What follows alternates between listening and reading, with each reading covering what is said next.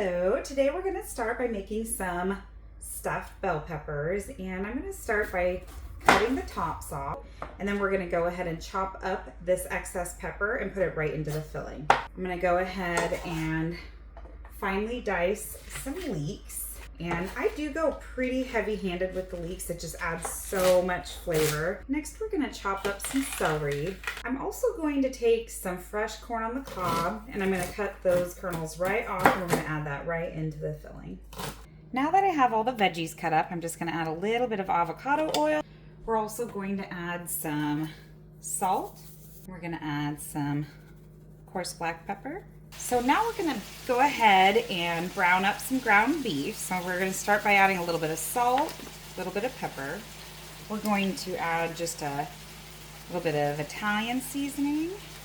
I actually like to add a little bit of taco seasoning.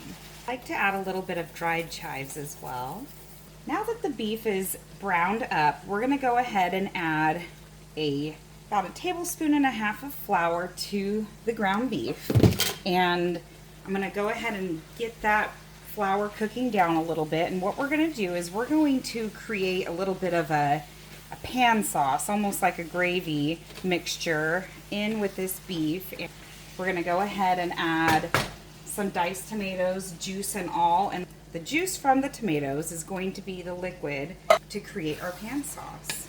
And we're actually going to add one more can of tomatoes. And this one's Rotel, so it has a little bit of green chilies mixed in here as well. Now we're going to take all of our components and make our filling. So first we're adding the beef mixture, then we're going to add all those lovely veggies that we sauteed ahead of time. So we're going to go ahead and add some rice to the mixture. Now we're going to go ahead and stuff the peppers. I like to put just a little bit of shredded cheese in the bottom. I'm doing a cheddar jack blend, and then we're going to go ahead and put a scoop of the filling in.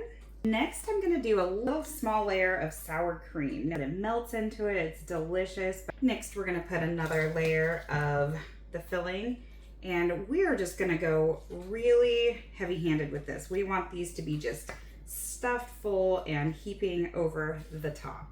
So for the final step, I'm going to top with just a little more cheese, and then we'll pop these in the oven at 375 until they're nice and melty and softened up the rest of the way. I just pulled the peppers out of the oven. I'm going to cut one in half here so you can take a look at how amazing this looks.